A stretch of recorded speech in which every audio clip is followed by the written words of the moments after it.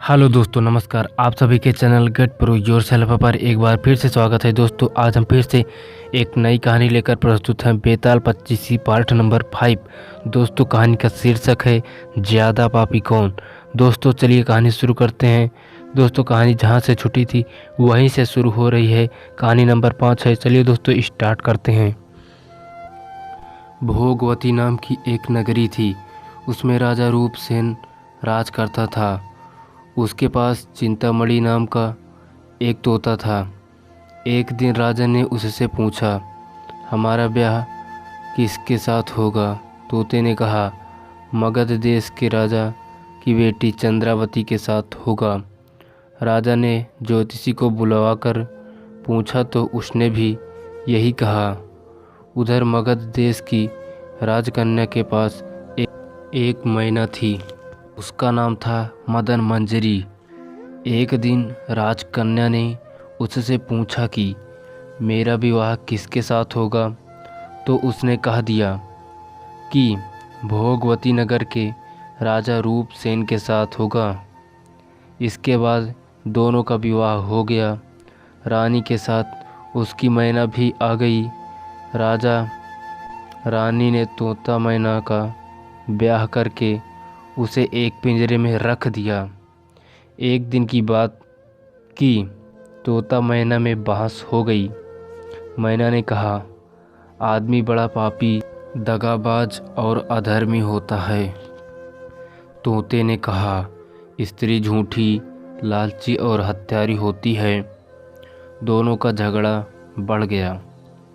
तो राजा ने कहा, क्या बात है, तुम आपस में लड़ते क्यों हो। मैना ने कहा, महाराज, मर्द बड़े बुरे होते हैं। इसके बाद मैना ने एक कहानी सुनाई। इलापुर नगर में महाधन नाम का एक सेठ रहता था। विवाह के बहुत दिनों बाद उसके घर एक लड़का पैदा हुआ। सेठ ने उसका बड़ी अच्छी तरह से लालन पालन किया, पर लड़का बड़ा होकर जुआ खेलने लगा। इस बीच सेठ मर गया। लड़के ने अपना सारा धन जुए में खो दिया।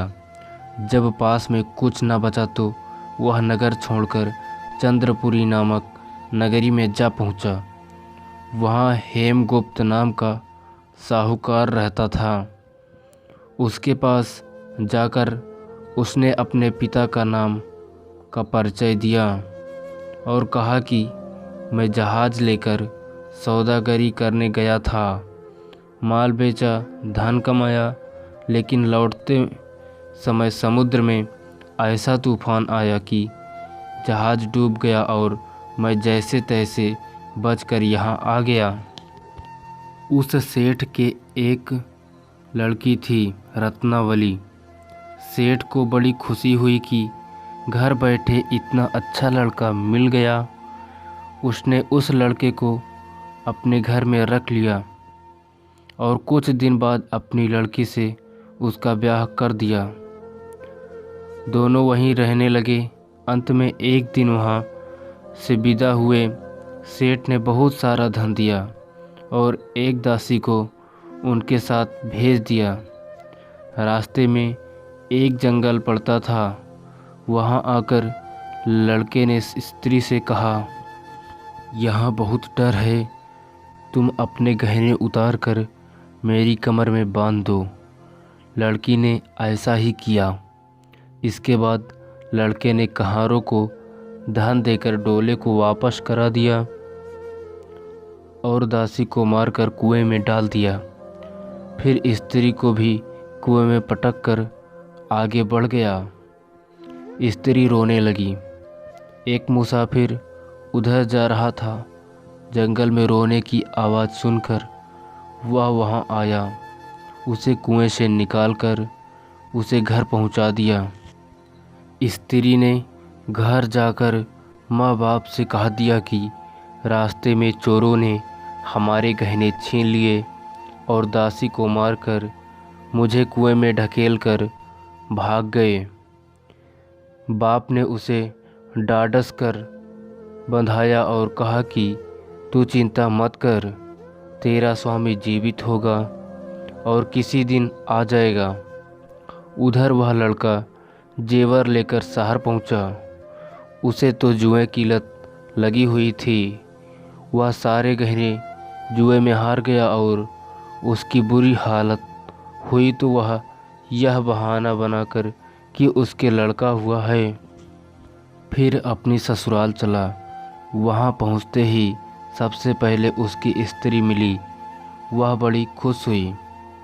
उसने पति से कहा, आप कोई चिंता न करें, मैंने यहाँ आकर दूसरी ही बात कही है। जो कहा था वह उसने बता दिया।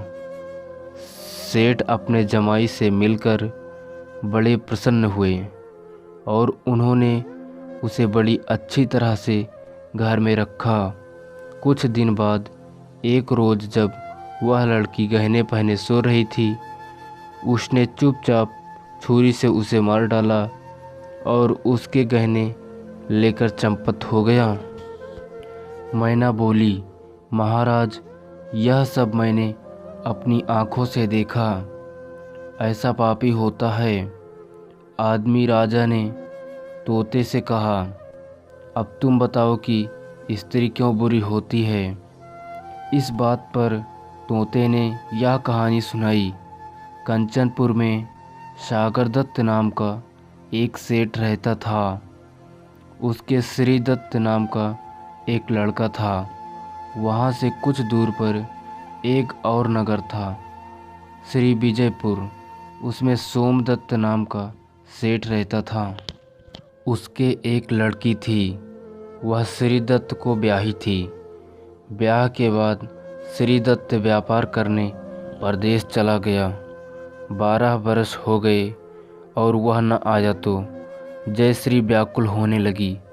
एक दिन वह अपनी अटारी पर खड़ी थी कि एक आदमी उसे दिखाई दिया। उसे देखते ही वह उस पर मोहित हो गई। उसने उसे अपनी सखी के घर बुलवा लिया।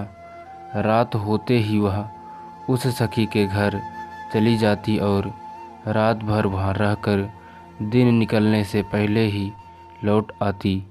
इस तरह बहुत दिन बीत गए।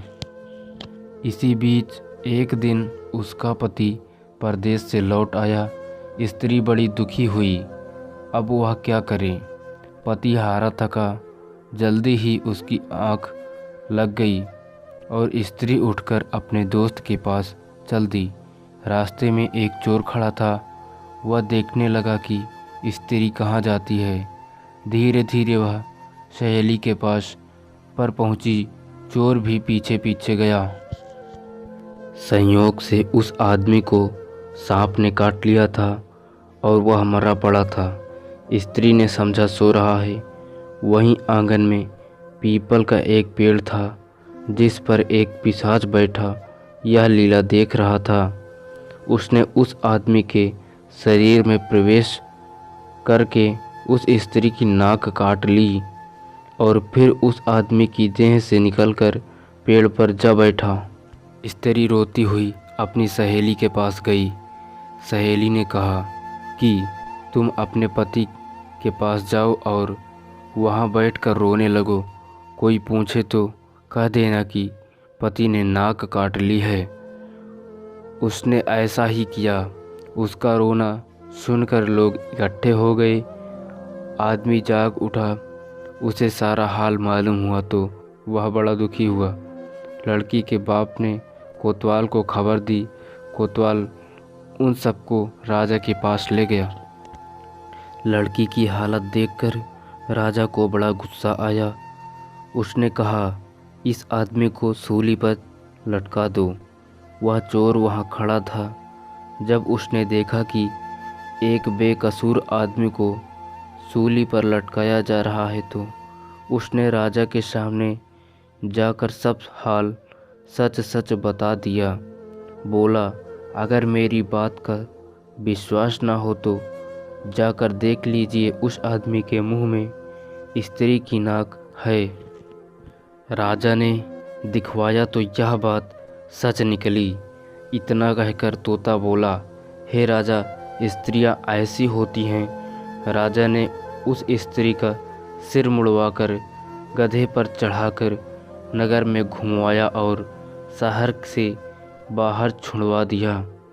यह कहानी सुनाकर बेताल बोला, राजा बताओ कि दोनों में ज़्यादा पापी कौन? राजा ने कहा, स्त्री। बेताल ने पूछा, कैसे? राजा ने कहा, मर्द कैसा ही दुष्ट हो, उसे धर्म का थोड़ा बहुत विचार रहता ही है, स्त्री को नहीं रहता, इसीलिए वह अधिक पापीन है। राजा के इतना कहते ही बेताल फिर पेड़ पर जा पहुंचा। राजा लौट कर गया और उसे पकड़ कर लाया। रास्ते में बेताल ने 5वीं कहानी सुनाई। दोस्तों, बेताल पचीसी का पार्ट नंबर 5 आज यहीं पर समाप्त होता है। अगले पार्ट के साथ फिर से मिलेंगे। दोस्तों, कहानी अच्छी लगी हो तो इसे लाइक कर देना और चैनल को सब्सक्राइब कर देना। दोस्तों, अगली कहानी के साथ फिर से मिलेंगे। तब तक के लिए जय हिंद, जय भारत, नमस्कार, वंदे मातरम।